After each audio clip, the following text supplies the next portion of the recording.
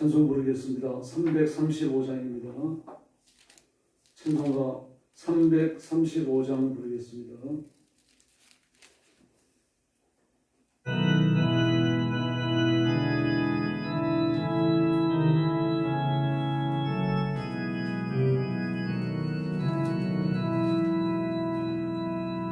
크고 놀라운 평화가 내게 있네. 세상에는 없는 평화. 나의 영과 몸 주께 드립니다. 오 놀라운 나의 구주, 오 놀라운 주, 천군과 천사들 경배하네. 나 엎드려서 주 경배하니. 오 놀라운 구주 예수, 나의 인생을 인도해 주옵소서. 나의 생각도 주와 나서 주의 뜻대로 날 다스리옵소서. 오 놀라운 나의 구주, 오 놀라운 주, 저 천군과 천사들 경배하네. 나 엎드려서 주 경배하니. 오 놀라운 나의 구주,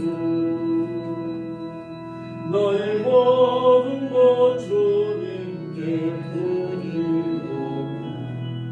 주여 기쁘게 받으시사 주의 나라 위에 섬겨하옵소서. 오 놀라운 나의 구주, 오 놀라운 주,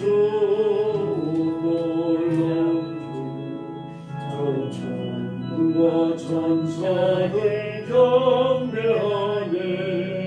나 엎드려서 주 경배하니. 오 놀라운 구주 예수, 주의 왕체가 찬란히 비춰오니. 장동하신 구세주여, 세상 끝날까지 찬양 드립니다. 오 놀라운 구주의 구주, 오 놀라운 주, 오 놀라운 주, 저 천군과 천사들 경배하네. 나 엎드려서 주 경배하니. 오 놀라운 구주 예수. 할렐루야. 머리 숙여서 신앙 고백하겠습니다. 나는 전능하신 아버지 하나님 천지의 창조주를 믿습니다. 나는 그의 유일하신 아들 우리 주 예수 그리스도를 믿습니다.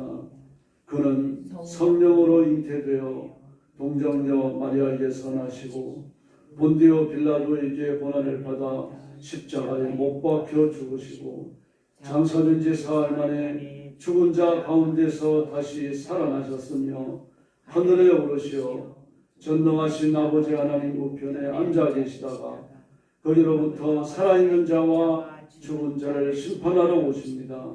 나는 성령을 믿으며 거룩한 공교회와 성도의 교제와 죄를 용서받는 것과 몸의 부활과 영생을 믿습니다. 아멘. 사랑의 아버지 하나님 감사합니다. 오늘 아침도 주 앞에 나와 엎드려 구원의 하나님께 경배하며 찬양을 바치며 하나님을 영화롭게 드리는 귀중한 직무를 감당하게 하시니 감사합니다. 이 시간 성령님께서 능력과 권능으로 임하여 주시고 저와 성도들을 사로잡아 주시기를 바랍니다. 큰 믿음 주시고 말씀대로 순종할 능력과 권능과 권세를 허락하여 주시옵소서. 말씀이 약속한 복과 승리를 누리며 하나님을 기쁘시게 해드리는 귀한 종들이 되게 하여 주시옵소서. 고통받는 당 중국과 그리고 죽음의 전쟁터와 재난의 현장과 온 세상에서 복음 전하는 선교사님들과 신실한 주의 종들과 사랑하는 성도들 그 가정들을 기억해 주시고 눈동자처럼 지켜주시기를 원합니다. 때를 따라 돕는 은혜를 주시고 하나님께서 평안하게 하시며 용서와 같이 전도하게 하시고 아름다운 결실을 통하여 하나님 앞에 칭찬 듣는 귀한 사역지가 되게 하여 주시옵소서.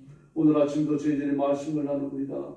하늘 문을 여시고 복 내려 주시기를 원하옵고 예수님의 이름으로 간절히 기도 올리옵나이다. 아멘. 하나님 말씀 봉독하겠습니다. 이사야 17장입니다.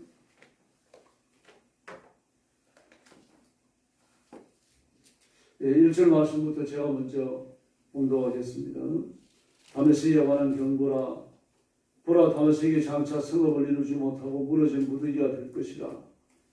야로엘의 성읍들이 버림을 당하리니 양무리를 치는 곳이 되어 양이 눕되 놀라게 할 자가 없을 것이며 에브라임의 요새와 다메섹 나라와 아람의 남은 자가 멸절하여 이스라엘 자손의 영광같이 되리라.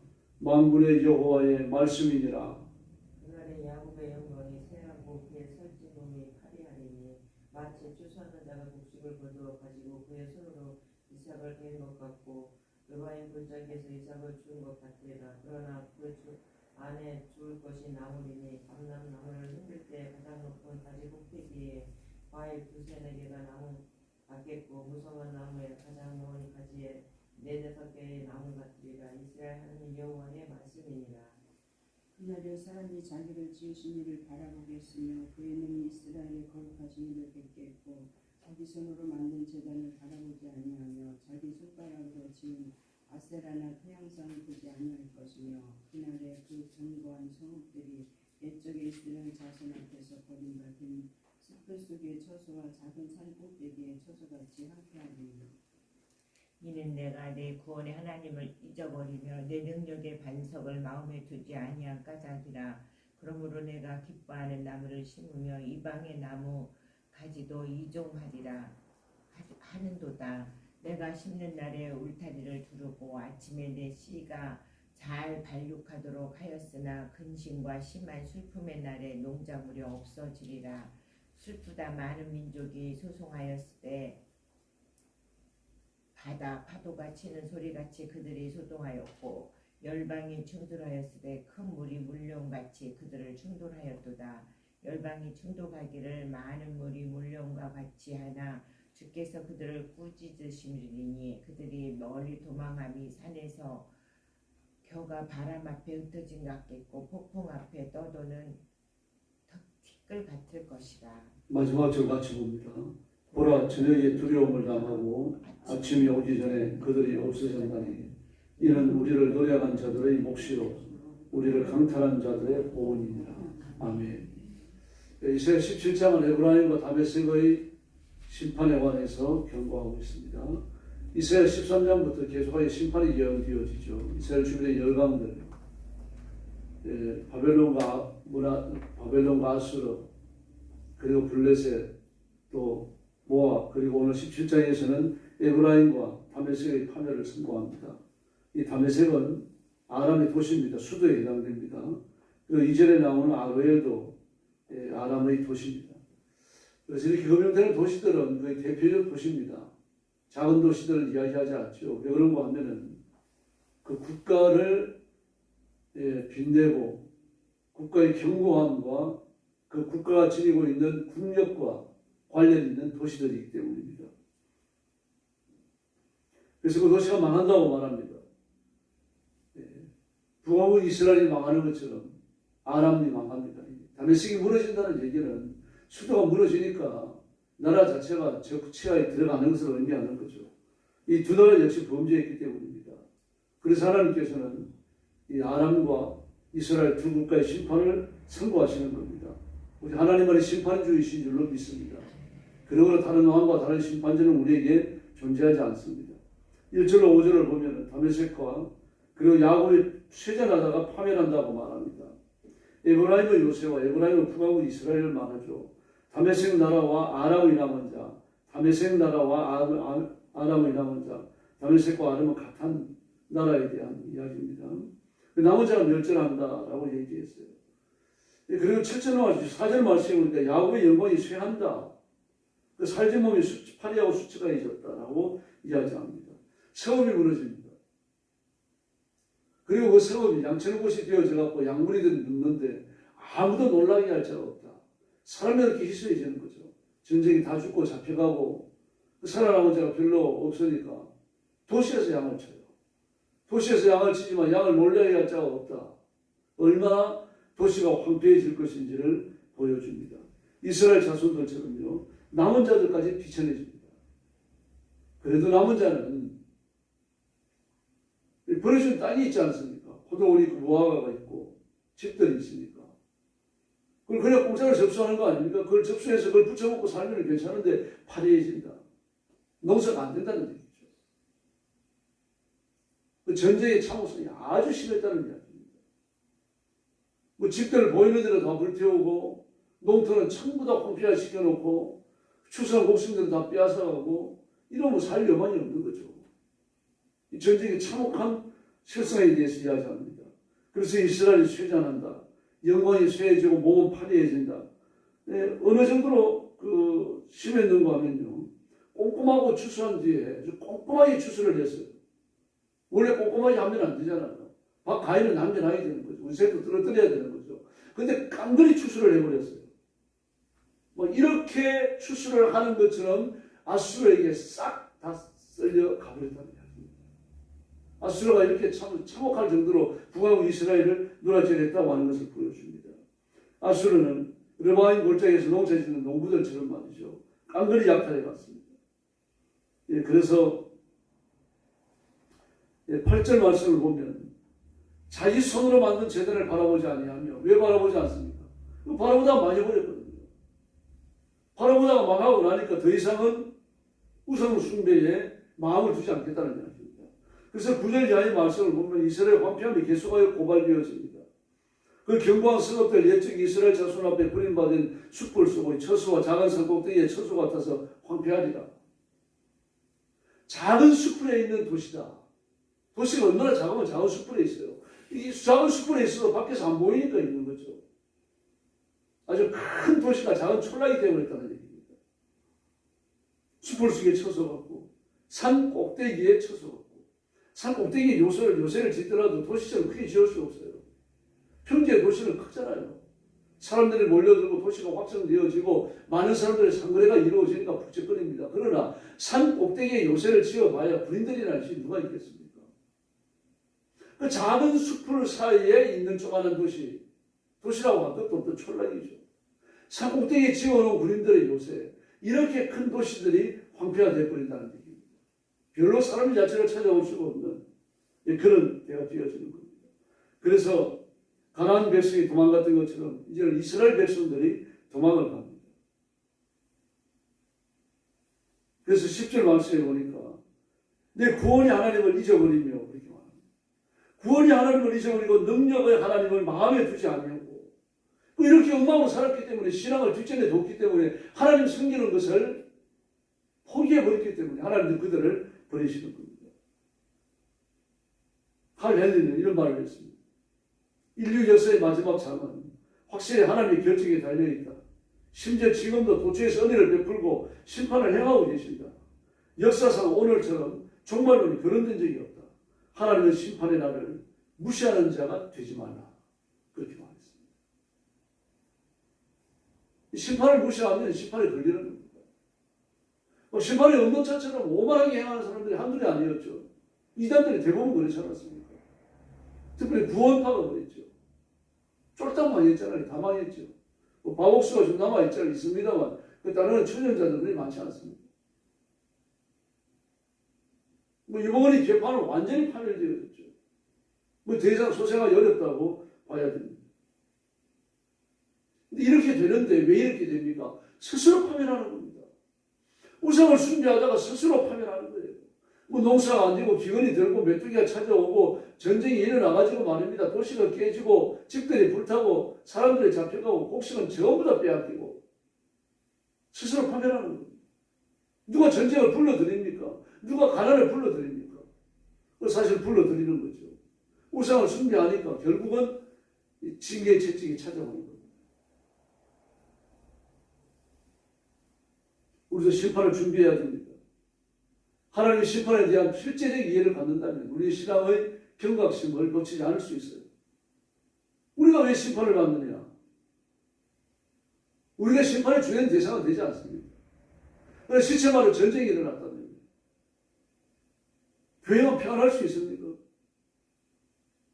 뭐 고베에서 지진이 일어났었죠. 7.9 지진인데 직하 지진이었어요. 아래 위로 흔드는 거예요. 좌우로 흔들면 좀 나은데 아래 위로 흔들면 남을 게 없습니다. 깡그리 도시가 많이 있습니다. 그러나 고베 교회 하나가 남아있었어요. 그 교회에 피신했던 사람도 다 연천했습니다. 뭐 고난시킬 도 하나님은 하나님의 자녀를 돌보십니다만 그러나 그렇다고 해서 그 지진을 피해가는 건 아니죠. 도시 전체가 지진으로 많이 했는데 교회 하나 올바로 서 있어가지고 뭔 의미가 있습니까?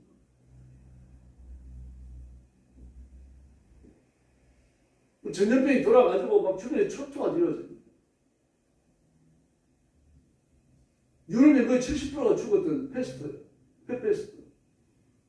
뭐 그 지경이 일어나는데 교회가 괜찮다고 그래가지고 그게 뭔 의미가 있나요? 온통 시체가 절개하고요. 시신 태우는 냄새가 하루 종일 진동을 하고 지옥 같은 삶을 살아야 됩니다. 그러므로 우리가 나라와 민족을 위해서 기도해야 되고 그 시대에 파수꾼이 되어져서 하나님 말씀대로 살 것을 계속하여 전도하고 권해야 할 줄로 믿습니다. 심판을 예비하셨던 하나님은요, 회개하면 심판을 거두시든지 심판이 약해집니다. 10번 때리실 거 5번밖에 안 때리셔요. 세게 때리실 거 약하게 때리시는 겁니다. 자수하는 범인하고요, 악착같이 저항하는 범인하고요. 이 범인을 잡는 과정이 달라요. 그리고 재판 과정도 다를 수밖에 없습니다. 그 결과도 다르죠.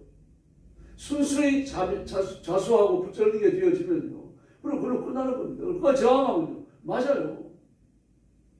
곤봉을 맞고 주먹을 맞고 나중에 퇴직을 맞아가지고 정지가 흐르니까 기절에 쓰러집니다. 깝소리 나는 거죠. 재판 과정에서 얼마나 강렬히 저항했는지 경찰들이 위험하고 경찰들이 다쳤다라고 보고를 하면요, 가중 처벌됩니다. 마찬가지입니다.